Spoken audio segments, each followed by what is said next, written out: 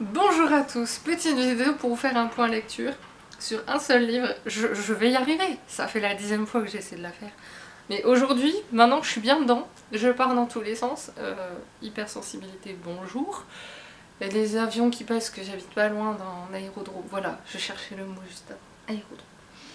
Et bref, voilà, ça veut pas, c'est tout. Suis-je hypersensible de Fabrice Midal aux éditions Flammarion. Pour recontextualiser l'achat de ce livre, parce que forcément pour parler de ce livre, il va falloir que je parle de moi, chose que je n'aime pas, mais on va y arriver. En moins de 20 minutes, enfin en moins d'une demi-heure plutôt, on va y arriver. En fait c'est mon neurologue qui me l'a recommandé quand je l'ai vu en septembre.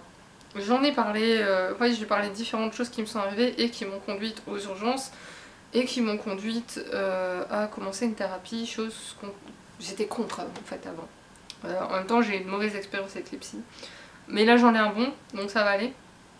La preuve c'est que là je trouve le temps long entre deux séances en fait, mais c'est pas grave. Et du coup, après avoir vu mon psy, je l'ai acheté. J'ai dû attendre avant de le lire, heureusement, par rapport à ce fameux temps de latence de 2 semaines et demie, c'est beaucoup trop long. En fait, quand je l'ai lu, là, c'était la première semaine où je devais attendre encore. Et je suis désolée, mais il y a un oiseau qui est en train de faire son nid juste à côté de ma fenêtre, il est trop mignon. Du coup, ça me perturbe. On va y arriver, oh les cœurs, ça va y aller. Bref, tout ça pour dire que je l'ai lu et en fait c'était un moment psychologiquement où j'étais un peu à la ramasse et quand j'ai lu le chapitre sur le faux self et l'autre sur le burn-out, c'est surtout le faux self où j'ai cru, j'étais entre les larmes qui étaient en train de monter, enfin même pas des larmes, c'est vraiment ce sentiment, il l'explique dans le livre mais j'arrive jamais à l'expliquer moi en fait, cette impression d'être entre les larmes et cette douleur qu'on évacue en même temps parce que le livre me soulage en fait justement, c'est le côté bizarre, c'est à la fois vous êtes soulagé, en même temps il y a ces larmes qui sont là depuis longtemps, que vous avez emmagasinées et qui auraient pas dû être emmagasinées d'ailleurs. Ce qui fait que en fait juste après ma grand-mère m'a appelée, j'étais en mode oui. Bref, je vais vous lire un extrait juste sur l'hypersensibilité en elle-même parce qu'il faut vraiment en parler, il faut arrêter que les gens disent ouais tu dis ça mais en même temps tout le monde est hypersensible quand on écoute la société. Dans le livre il explique bien qu'à la base nous étions tous hypersensibles, c'est la société qui a changé les choses.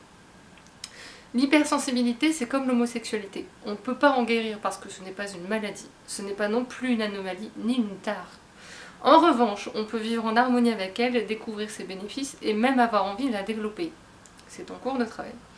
Car elle est une chance quand on sait l'aborder de manière intelligente. Je m'explique, un pingouin ne peut pas être heureux dans le désert, quoi qu'il fasse, il ne sera pas un dromadaire. Il en va de même pour un hypersensible, pour une personne trop grande, trop petite, pour un chauve, on peut essayer de maquiller, de tromper, de tricher, mais on ne change pas sa nature, un pingouin reste un pingouin. C'est tellement juste, je trouve que ça résume tout ce livre en fait. Dans tout ce passage-là, vous avez le résumé du livre. Le faux self, donc je viens d'en parler, moi c'est surtout collège-lycée que j'ai fait ça. Et que ça a fini par m'exploser la figure. De manière instinctive, en fait, je savais que par petits bouts ça explosait, tout ce que j'avais emmagasiné. Et plus le temps passait, et moins j'arrivais à retenir mes émotions. On se demande pourquoi. Et en fait, la poste, ça a été un peu la déflagration. D'où le burn-out. Le burn-out, il explique d'ailleurs que ce n'est pas la maladie du travail, que ça l'énerve qu'on se contente de dire ça. En fait, c'est la maladie de comment il l'explique déjà, du travail excessif par exemple. Ce qui est excessif selon les personnes ça va pas être la même chose. Pareil pour les conditions de travail, la façon dont on est traité. Moi c'est ce qui s'est passé à la poste, c'est un peu le résumé de tout ça. On nous en demandait toujours plus, surtout à moi, bizarrement. Moi j'étais la seule qui n'avait pas le droit de dire non. La seule fois où j'ai dit non, je m'en suis pris plein la figure. Je me suis même fait harceler et agresser par des responsables, donc Dixit, les urgences. Arrivé aux urgences, on m'a dit mais madame vous frôlez le burn-out. Et au lieu de me mettre en arrêt les urgences, il faut savoir que les urgences de Maubeuge, oui j'ai dit dans quel coin je vis, ne mettent plus d'arrêt maladie et ne font plus les accidents de travail. Donc j'ai dû un peu me battre pour avoir tout ça. Parce qu'en fait, comme je ne suis pas tombée, en fait je me suis effondrée psychologiquement, mais pas physiquement. D'habitude, c'est l'inverse. Mais là, ça a été dans ce sens-là. Du coup, ils ont considéré qu'il n'y avait pas d'accident de travail. Sauf que le Code de la sécurité sociale dit très clairement que si le choc est juste psychologique, c'est pris en compte quand même. Il ne faut pas forcément tomber pour que ce soit un accident de travail. Parce que oui, j'ai eu des contacts avec l'inspection du travail et la médecine du travail dans ce sens-là, par rapport à ça. Parce qu'en fait, justement, c'est le problème du burn-out, c'est que ça entraîne tellement de choses que vous vous remettez en question en vous disant que c'est vous le problème. Hypersensibilité, bonjour. Et moi, je savais que j'étais dans mon droit, et en même temps, vu que j'étais perdue, complètement perdue, j'ai dû justement faire ces démarches-là. À la base, il n'y avait pas l'inspection, c'était juste la médecine du travail. Et après, il s'est passé d'autres choses en fait, après, vu que j'étais pas en arrêt. Ils se sont quand même bien fichus de moi à la poste en me disant non, non, tu te sens pas bien, mais tu pars en tournée. Et 10 minutes après, ils ont dit bon, bah, va pas plaisanter, vu que tu as des problèmes de santé, on va appeler quand même les urgences. Le lundi et le mardi, ils m'ont pas fait travailler parce qu'ils vous ont pas voulu prendre de risques étant donné qu'il y avait la canicule. Le mercredi, j'y retourne, il n'y a pas de responsable, celui qui joue la responsable est un sombre crétin qui me fusille du regard d'ailleurs quand je le croise maintenant. En fait, la seconde d'après où il m'a fait une remarque sans s'adresser directement à moi, je me suis effondrée, voilà, physiquement là aussi, physiquement et mentalement. Donc après j'ai arrêté les frais, j'ai dit stop à la poste, de toute façon ma boîte d'intérim avait dit stop avant moi. Elles sont top, franchement si elles regardent ma boîte d'intérim, si elles regardent la vidéo, parce que je sais qu'il y a une grande lectrice parmi elles, merci encore pour tout ce que vous avez fait pour moi parce que franchement elles ont été top. Comme quoi dans le monde du travail on peut rencontrer des gens chouettes, faut juste les trouver. Bref, ce livre parle vraiment de tous les problèmes qu'il y a avec l'hypersensibilité. Le seul petit point peut-être négatif, c'est que, alors positivement parlant, c'est le premier livre qui dit il y a les hypersensibles qui le vivent bien et ceux qui le vivent mal. Moi je suis entre les deux. Je suis en mode c'est très intéressant, il y a un avantage à l'être par moment, au niveau instinctif par exemple, moi j'ai un instinct mais aux petits oignons, on va dire ça comme ça, qui s'améliore de jour en jour et qui commence à aller dans la côté positif, ça m'arrange bien aussi de temps en temps. Et en même temps, sur certaines choses, je n'y arrive pas encore. Donc moi je suis partagée sur cet aspect-là parce que je trouve il donne des conseils à la fin de chaque chapitre, il donne des conseils, des exercices à faire.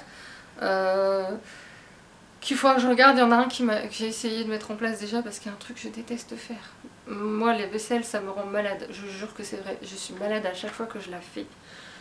Donc là j'essaie de mettre en place l'exercice qu'il donne pour les tâches ménagères en me disant je vais penser au résultat plutôt qu'à l'idée de devoir le faire. Ça ne m'a pas empêché d'être malade. Mais bref, c'est comme par exemple l'injonction d'être calme. Ça ne fonctionne pas chez les hypersensibles, on n'arrive pas à être calme. On peut l'être, mais pas dans la notion globale des choses. Pareil pour tout ce qui est méditation, ça ne marche pas. La méditation au sens traditionnel, enfin au sens où on nous l'enseigne habituellement, ça ne fonctionne pas. Fabrice Midal a testé pour nous. Lui, il avait une première version de la méditation qui fonctionnait très bien pour lui. Il a fait la version comme on l'entend partout.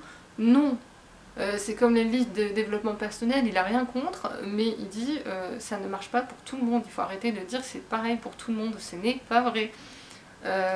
Il m'a fait plaisir sur beaucoup de choses, il m'a donné envie de lire du Proust, ouais, je vous jure que c'est vrai, il m'a donné envie de lire du Proust. Il parle d'un conte aussi dedans, La princesse au petit pois, que j'ai jamais vu sous cet angle-là, c'est pas mal. Narcisse aussi, il revoit le mythe de Narcisse du point de vue des hypersensibles. Et je me dis, c'est pas bête, sa vision des choses c'est pas bête. Il y a un chapitre sur l'art qui fait beaucoup de bien aux hypersensibles. Je confirme. Après, ouais, il y a un chapitre où je me sens pas concernée, mais c'est normal. Sur tout ce qui est amour, relations physiques, je me sens pas concernée personnellement. Il y a plein de trucs comme ça. Le stress, il déteste le mot stress parce qu'il trouve que c'est un mot valise, parce qu'en fait le stress provient d'autres émotions. Et il nous explique par exemple, il nous dit, quand vous vous sentez stressé, posez-vous 2 minutes et dites-vous pourquoi tu es stressé, qu'est-ce qui te stresse, et l'émotion qui est derrière en fait, qui se cache derrière. Plein de choses comme ça, c'est hyper intéressant. Moi je vous le recommande vivement. Moi personnellement je l'ai acheté à la base pour moi. Tous les hypersensibles y trouveront ce qu'ils ont besoin. Et ma grand-mère, j'ai fait lire juste le chapitre sur le faux self parce que c'est tellement moi que je me suis dit on va voir si ma grand-mère le comprend. Elle m'a regardé en 2 fois comme ça. Ouais. Ma mère c'est pareil, c'était pareil. Et du coup ma grand-mère je vais lui prêter après, c'est pour ça que j'essaie de faire cette vidéo. Mais je vais y arriver. Bref, je vous ai dit déjà beaucoup de choses sur ce livre. Je sais pas si je peux encore vous en dire plus. Il y a aussi des choses qui expliquent le mécanisme du cerveau, qu'est-ce qui se passe dans le cerveau des hypersensibles. Ce qui m'a renvoyé à des résultats d'examen que les médecins n'avaient pas su décrypter me concernant. Enfin, ils ont mal décrypté. Ce genre de choses. L'hypersensibilité chez moi, c'est surtout au niveau des sens auditifs. Maintenant, au niveau des odeurs aussi, ça commence à être de plus en plus. Le goût, pas trop, ça va encore. La vue, bah, voilà. On va passer là-dessus. Même si on me surnomme œil de lynx, parce que dès que les gens perdent quelque chose, Gwen, voilà. Voilà, je retrouve dans l'ascendant. Voilà, c'est plein de choses comme ça. Je sais pas, j'ai l'impression d'oublier de dire encore plein de choses. Si jamais vous connaissez des gens hypersensibles qui ont du mal surtout à le gérer, achetez-le, offrez-le. Si vous êtes juste intéressé par ce sujet, achetez-le. C'est ma grande recommandation. J'ai raconté beaucoup de choses très personnelles. J'espère que vous m'en voulez pas. Et sur ce, je vais arrêter cette vidéo avant de parler encore trop longtemps. Et je vais vous dire à très bientôt. Salut!